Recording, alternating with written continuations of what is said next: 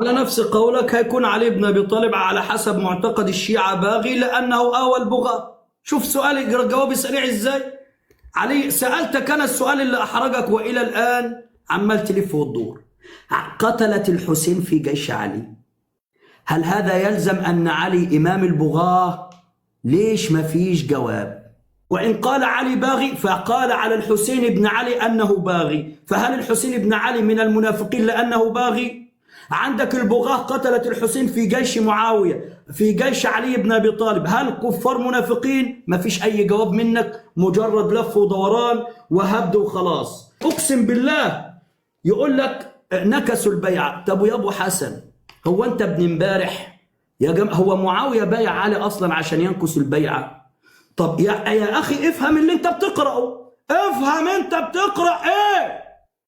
هم بيقول لك بقاتل أناكس، جايب رواية ساقطة السند وبيقول لك أقاتلهم لأنهم نكسوا البيعة. طب هو معاوية بايع يا ناس ألطم؟ شنو هالفضايح العلمية؟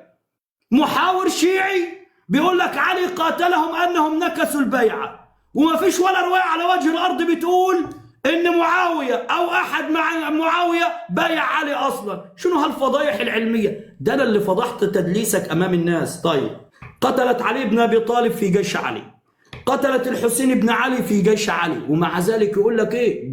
ده جيش علي ده إمام المتقين وإمام الهدى.